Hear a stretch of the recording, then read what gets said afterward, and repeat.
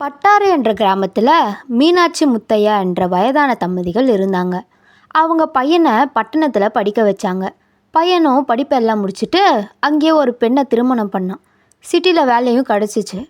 மீனாட்சி முத்தையா தங்களோட வீடை விற்றுட்டு தன்னோட பையனுக்காக வாங்கின கடனை எல்லாம் அடைச்சிட்டு சிட்டியில் அவங்க பையன் கூடயே போய் செட்டில் ஆனாங்க. ஆனால் சுந்தரோட மனைவிக்கு தன்னோட மாமியாரும் மாமனாரும் தான் கூட வந்திருக்கிறது பிடிக்கவே இல்லை. அதால் சுந்தரை பார்த்து இப்படி சொன்னான். அட, உங்கள் அம்மாவும் அப்பாவும் எதுக்கு இப்போ இங்கே வராங்க? என் நண்பர்கள் முன்னாடி அவங்க இருந்தாங்கன்னா எனக்கு ரொம்ப அவமானமாக இருக்கும். அதெல்லாம் நான் ஒரு காரணமாக தான் வர வச்சிருக்கேன். என்னோட படிப்புக்காக அவங்க லட்சத்தில் கடன் வாங்கியிருக்காங்க. இப்போ கிராமத்திலே இருங்கன்னு சொன்னால் அந்த கடன் எல்லாம் என் தலைமையில தான் வந்து விழும். அதால தான் கொஞ்ச நாள் இங்கே வச்சு இருந்துட்டு அப்புறம் வேற ஏதாச்சும் சொந்தங்க வீட்டில் போய் தங்குங்கன்னு சொல்லி அனுப்ப வேண்டியது தான். இப்படி வள்ளிக்கிட்ட சுந்தர் சொன்னதை முத்தையா கவனிச்சிட்டே தான் இருந்தார். ஆனால் தன்னோட மனைவி கிட்ட போய் சொன்னால் அவங்க வருத்தப்படுவாங்கன்னு எதுவுமே சொல்லாமல் மனசுக்குள்ளேயே வச்சுருந்தாரு. அவ்வளோ கஷ்டப்பட்டு படிக்க வச்சேன். ஆனால் இப்போ பாரு, நன்றியே இல்லை. எல்லாமே கடவுள் பார்த்துட்டு தான் இருப்பார். அடுத்த நாள் அவங்க வீட்டுக்கு தன்னோட மனைவி ஃப்ரெண்ட்ஸ் வந்தாங்க பார்ட்டிக்காக. அட மீனா, ரமேஷ் எல்லாம் வாங்க. வள்ளியோட நண்பர்கள் வெயிலில் ரொம்ப கஷ்டப்பட்டு வந்திருப்பாங்கன்னு கிச்சனில் போய் அவங்களுக்காக மோர் போட்டாங்க. போட்ட மோரை எடுத்துட்டு அவங்க முன்னாடி நீட்டினாங்க. அட பசங்களா, 2 பேரும் மோர் குடிங்க, ரொம்ப வெயிலில் களைச்சி போய் வந்திருக்கீங்க. அட வள்ளி, இவங்க யாரு? உங்கள் வீட்டு வேலைக்காரியா அப்படின்னு கேட்டதும் வள்ளிக்கு என்ன சொல்லணும்னு தெரியல. ஆனால் மாமியாருன்னு சொன்னால் அசிங்கமாக இருக்கும்னு நினச்ச வள்ளி ஆமான்னு சொன்னான். மீனாட்சி பாட்டிக்கு ரொம்ப கஷ்டமாக இருந்துச்சு. ஆனால் வெளியே காட்டாமல் அங்கேருந்து போனாங்க. இப்படியே நாட்களும் போச்சு. ஒரு நாள் வள்ளி தன்னோட கணவர்கிட்ட இவங்க கண்டிப்பாக போகியே ஆகணும்னு ரொம்ப சண்டை போட்டா. சுந்தரம் அவங்க அம்மா அப்பா கிட்ட போய் இப்படி சொன்னான். சிட்டியில் இப்போ குளிர்காலம் வரப்போகுது, உங்களால தாங்க முடியாது.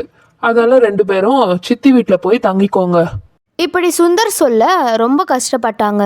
அவங்க உறவினர்களும் அவங்கள மதிக்கலை. ஊரில் வீடும் இல்லை. நடுத்தருவில் போய் நின்னாங்க. கடவுளே, இப்படி கஷ்டப்பட்டு படிக்க வச்சு ஆளாக்கி இப்போ நடுத்தருவில் நிற்கிறோமே, இப்போ எங்கன்னு போவோம்? அப்படி மீனாட்சி பாட்டி சொல்ல முத்தையா இப்படி சொன்னார். அட, நீ கவலைப்படாதம்மா, நம்ம வீட்டை மட்டும்தான் விற்றுருக்கோம். ஆனால் என்னோட படகு அந்த ஆரோரம் அப்படியே தான் நிற்குது. வா, கொஞ்ச நாள் அதில் போய் தங்கிக்கலாம். அப்புறம் என்ன பண்ணுறதுன்னு யோசிச்சுக்கலாம். அப்படி சொன்னவங்க அந்த படகுலையே தங்குனாங்க. வருமானம் இல்லை, என்ன பண்ணுறதுன்னு யோசிச்சாங்க.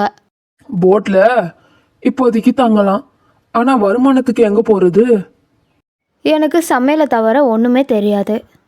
அதுக்கு ஒரு கடையை வாடகை எடுத்தாலும் அதுக்கு நமக்கு பணம் கட்ட வருமானம் இல்லை அப்படின்னு யோசிச்சாங்க. கொஞ்ச நேரம் கழித்து முத்தையா இப்படி சொன்னார்.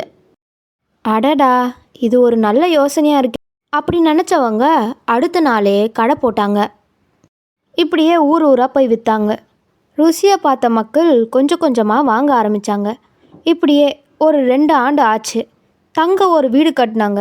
அது பெருசாகவே இருந்துச்சு. அதெல்லாம் அப்படி இருக்க ஆடம்பரத்தை அதிகமாக எதிர்பார்த்த அந்த வள்ளி சுந்தர் தம்பதிகள் ரொம்ப கடன் வாங்கி வேலை இல்லாமல் நடுத்தெருவுக்கு வந்தாங்க.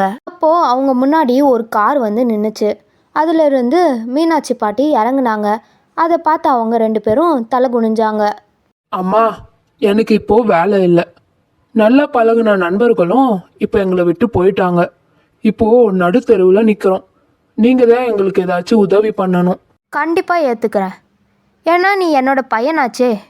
ஆனால் உனக்கான செலவெல்லாம் நீயே தான் உழைச்சி பார்த்துக்கணும். கண்டிப்பாக நாங்கள் 2 பேரும் எந்த வேலை கொடுத்தாலும் பார்ப்போம்மா. அப்படி சொல்லி மீனாட்சி பாட்டி பல கடைகள் வச்சுருந்தாங்க. அதில் ஒரு கடையில் இவங்கள வேலைக்கு வச்சாங்க. சுந்தரம் வள்ளியும் கொஞ்சம் கொஞ்சமாக திருந்தினாங்க. கடுமையாக உழைக்கவும் ஆரம்பித்தாங்க. இதெல்லாம் அப்படி இருக்க மீனாட்சி பாட்டியும் முத்தையாவும் ஒரு முதியோர் இல்லம் கட்டினாங்க. யார் யாருக்கெல்லாம் வீடு இல்லையோ அவங்க எல்லாரையும் அங்கே தங்க வச்சாங்க. இப்படியே நாட்கள் ஆச்சு. அவங்க தங்களோட பணத்தை எல்லாம் நல்லதுக்கு மட்டுமே செலவு செஞ்சு நல்லாவும் வாழ்ந்தாங்க. இந்த கதை பிடிச்சிருந்தா லைக் பண்ணி, ஷேர் பண்ணி, சப்ஸ்கிரைப் பண்ணிக்கோங்க. உங்கள் கருத்தை கமெண்ட்டில் தெரிவிச்சிட்டு போங்க.